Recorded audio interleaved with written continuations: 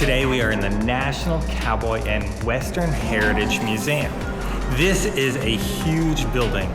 Now, interestingly enough, on my way in, I was hassled because I have a camera. I was told I need to go talk to security, so that was kind of interesting. It appears as though they've had some trouble with people with selfie sticks and tripods setting stuff on artifacts. We're not going to do that, we know better. Let's go tour this museum. Let's learn about cowboys and Western heritage.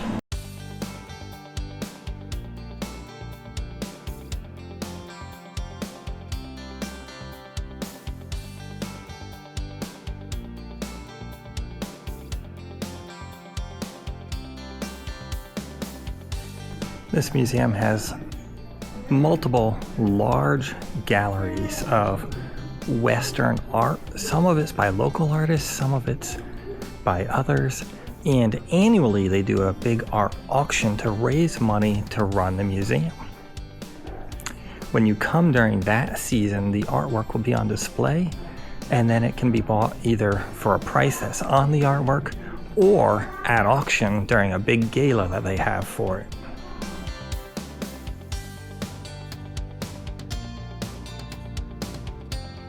Here we have a Native American gallery full of beautiful Native American artwork and artifacts. Let's take a look.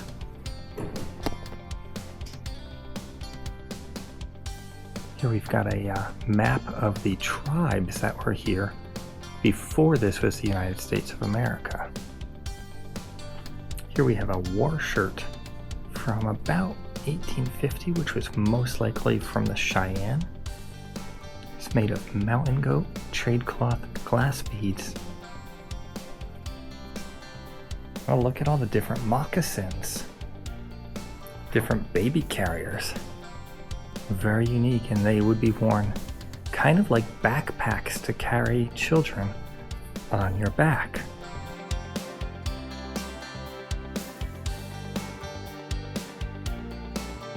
Howdy, partners. This display is closed. Can you tell me what movie that's a reference from? Anyway, behind me is actually a little gallery area that is closed because it's being remodeled. This museum does excellent at keeping the galleries up to date, remodeled, and clean. I really appreciate that about this museum. They work very hard to make this a very impressive place to visit with lots of great information. We're now entering a gallery of early firearms that the cowboys would have used, and even firearms that would have been traded with the early Native Americans, or First Americans as some call them. The new museum, actually not far from this one, is actually called the First Americans Museum, not the Native Americans Museum. Maybe one of these days we'll go visit that one. So make sure you subscribe so that you can join me as we go visit the next museum and the next great adventure. Here we have a collection of Colt firearms. More Colt firearms. These are from about 1850. Engraved. Look at that. These are engraved Colts. Very ornate. More Colts. Oh, look at this. Little tiny ones, and it says these are cartridge loaded, so that would have been the predecessor to what we currently now know as rounds of ammo. Colt cartridge long firearms, so these would be more like your rifles and your shotgun era. Here we move into Remington. Now these start a little bit later than the Colts. These seem to start in about the 1860s. Here we've got Sharps and Smith & Wesson. These are also from about the 1860s. And then we've got Winchesters, and these start at about 1855. Over here we've got engraved Winchesters. And our final display in this section is a Parker Brothers and Marlin firearms. All right, let's continue on. Now we are entering a cowboy section. Now, fun fact, did you know that the term cowpoke comes from a cowboy whose primary job was to poke the cattle with a prod up chutes as they were delivering or loading cattle, working cattle. They would poke the cattle with these long sticks, most likely in cattle yards, and that's where the term cowpoke comes from. The person who did that was a cowpoke. This is interesting. So, what's in a cowboy name? Irish herders who came to colonial America to tend livestock had been called cowboys in Ireland since AD 1000. During the American Revolution, mounted cattlemen loyal to England who stole stock from American farmers also called themselves cowboys. Although Texas colonists who raided Mexican herds during the 1836 Texas Revolution were called cowboys, this term was not common on the Texas plains at the time. The Spanish word for cow is vaca, and men tending cattle from horseback in Texas were called vaqueros, whether they were Mexican or not. On the West Coast, vaquero was modified to buckaroo by Americans who found work on cattle ranges after the California Gold Rush. The label drover was preferred by cattlemen of Midwestern roots. Rancher or cattleman became someone who owned cattle as opposed to cowboy, which meant a skilled hired hand. By the turn of the century, popular literature used the term cowboy to define the hired man on horseback who had captured the imagination of America. How fascinating to learn where the cowboy originated and how the term has changed over time. So here we see the vaqueros, as we just learned. That was the Spanish term used. And we see a hat and the jacket that would have been worn, along with the chaps and a saddle, spurs. Oh, here we see a cowboy from Hawaii. Here's South America. So we see a lot of similarities between what they wore and yet subtle differences. Here's one from Texas. And here we see what the cattle drivers or trail drivers wore and their saddle. This device right here is actually a livestock counter. It was patented by George W. Nesmith in 1868. This device was mounted on a corral or gate, and each steer was counted with a pull of the lever. A locked glass panel prevented tampering.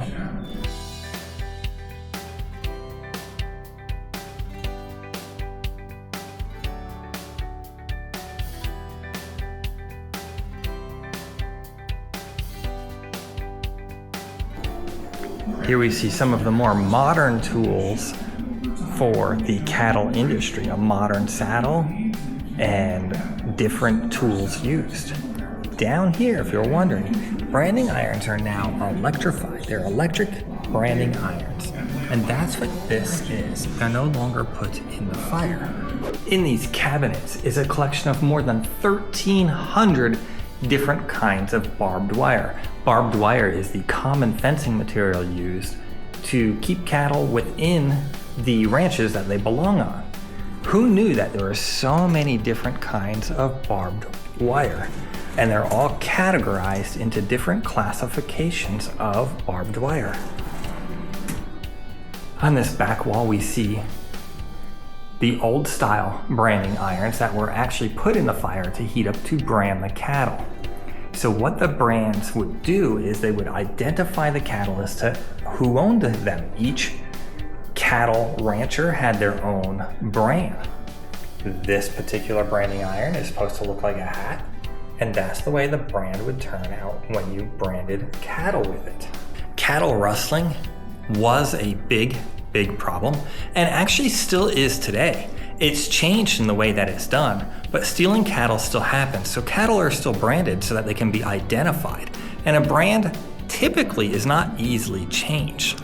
But that's also another trick of the cattle rustling trade, is learning how to alter somebody else's brand so that they can brand over top of it, making it look like it belongs to somebody else. Here we've got a collection of different types of clothing that would be worn by the working cowboy. Here we've got different styles of cowboy hats. Freshly creased or crumpled, the cowboy hat is recognized around the world as a symbol of the American West. Vaqueros and Texans wore broad-brimmed felt hats long before John B. Stetson made his first trip to Colorado. The Spanish influence was so pervasive in the West that mail-order catalogs as late as 1900 still referred to the hat as the Cowboy, as a sombrero. Felt hats are made from the fine hair of beaver, rabbit, and other small mammals. The processed hair is compressed into felt and emerges as a cone-shaped hat body. Hat makers use steam to mold the hat body over a form or hat block. Hats of the 19th century came in black and natural fur colors, with white and color-dyed selections appearing on the market after 1920. John B. Stetson's family had manufactured hats in New Jersey since 1790, but when he established his shop in Philadelphia in 1865, Stetson had his eyes on the West. Cattlemen needed hats that would protect them from the elements and hold their shape. Stetson supplied quality felt hats in popular styles. Though other hats were available in the West, Stetson was the largest producer and a genius at marketing his product. John B. Stetson did not invent the cowboy hat, but he set the standard and developed styles immortalized by rodeo and movie idols. Here we see a great collection of cowboy boots. It's a tall, snug-fitting boot with high heels, and it became the hallmark of the Great Plains trail drive cowboys by the 1870s. Bootmakers set up shop in cow towns, hoping to get a share of the drivers' wages before they headed back to the range. Many of these cobblers drew on a German heritage and made alterations to the classic European riding boot based on suggestions from cowboys. Better quality boots were made of imported French calfskin with a thin leather lining. Decorative stitching held the lining in place and prevented the uppers from sagging around the ankles. The high heel kept the boot from slipping all the way through the stirrup and getting caught at the ankle. This saved a rider from being dragged by his horse during a fall. The old square toes became rounder. As stirrups became narrower and curved, the instep or shank of the boot was reinforced and rounded so a rider could put his weight on oxborough stirrups without discomfort. By 1900, the bulky riding boot had transformed into the basic boot pattern we recognize today. The 20th century brought more changes in toe shape, decoration, and materials, elevating the humble boot to the status of folk art and high fashion. Cowboy boots are actually very comfortable shoes to wear, and the price ranges are astronomical. They can range from sub $100 per pair to thousands of dollars per pair of boots. I have a couple pair of cowboy boots, and let me tell you, they were not cheap to buy, but they are very comfortable to wear. So the cowboy boot has evolved from just a utility to something that you can wear working, as well as something that looks good when you have it on and feels good as well. Here we have a display dedicated to Roy Rogers, Tom Selleck, Robert Redford's outfit. Here we see a painting of John Wayne from 1978. Here we have a display of a chuck wagon. A chuck wagon was essentially the mobile kitchen. So the cowboys would be driving cattle working, and the kitchen would set up and prepare the meals for the cowboys. At the end of the day, if camp was moving on or if they were driving cattle further, the chuck wagon would also pack up and move further along and then set back up to prepare more meals for the cowboys. Here we see a U.S. cavalryman. The U.S. Army used horses in the West, and to this day, the Army still has a cavalry that rides horses. So here we are in a gallery about the American rodeo. Now, really interesting, and I didn't know this before, but it makes perfect sense now that I think about it. The American rodeo essentially came from an indigenous sport, but it evolved over time as a showcase showing the skills of roping and riding talents. So that's where the rodeo comes from, and it is still a big sport in the United States. The PBR, the Professional Bull Riders Association, has annual competitions that are very large events with big purses, big payouts for the winners. Now, I believe, if I remember correctly as well, New Jersey, of all places, has the oldest, longest running rodeo in the United States. It's Cowtown Rodeo, and I believe that's in South New Jersey. Now, I may be incorrect, I didn't look that up, but I remember hearing that they had the oldest, longest running rodeo. The Blake's Feed and Seed section is fun because it's like an interactive, small western town with little storefronts, a bank, and different displays that you can interact with. Like down here, we've got the main street of an old west town. On our left is the mercantile. On the right is a bank. Let's go to the bank. Let's see if anyone's here today. Oh, there's an old church. How fun is this? Take a look at that. So well done. This museum is an excellent museum. So well done in every display and in all the information available. Oh, this would have been the newspaper. So in here we can see an old printing press, the desk. There's a violin on the desk, I'm not sure why. And then where all the letters would have been stored that they used to assemble the newspaper. Here's a restaurant slash hotel and a livery. And so the original version of a parking garage. Put your horses in here, put your carriages in here, and there's a man over there who would live here and sleep on a cot. Outside of the museum, there is a large interactive area also set up in a Western heritage theme, as well as a theme of the original first Americans who lived in the area. So there's a nice combination of displays out here, and they also host pretty large events out here. Both they do a big festival every year that includes food from the era, where they have chuck wagons set up and reenactors. And then here we've got, this is the Hogan. It's part of the Navajo, and this is what they would live in, is areas like this. This is all part of the Navajo display. As you see over here, we've got a teepee and another structure, and more housing type units that would have been from the era that this museum represents, which is the Western heritage. And this is an earth lodge that you can walk inside of. And this is the council house from the Chickasaw. So also attached to the museum exterior area, there is a graveyard for rodeo animals. Famous rodeo animals have been brought here and laid to rest as a memorial to the rodeo and to the animal as well, to commemorate the part that they had played in the Great American Rodeo.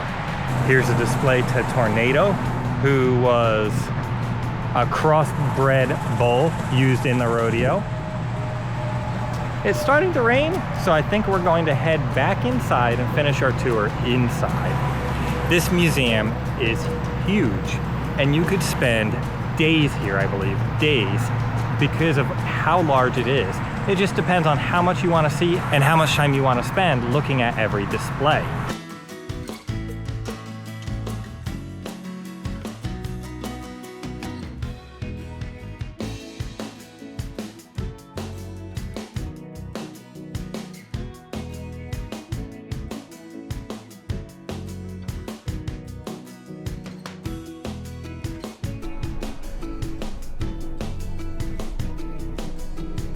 This gallery is the Prix de West collection. And of course there's a gift shop, but one of the most extensive gift shops I've seen.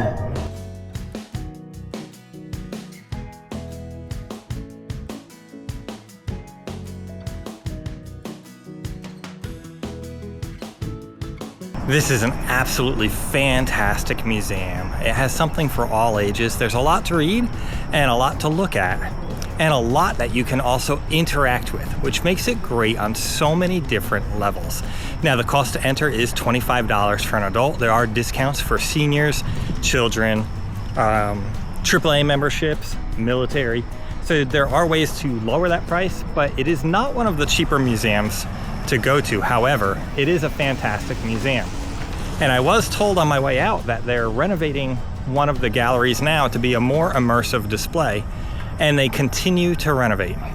I hope you enjoyed this adventure with me. Go ahead, leave a comment down below letting me know what your favorite part of this museum was, and I look forward to seeing you on our next adventure.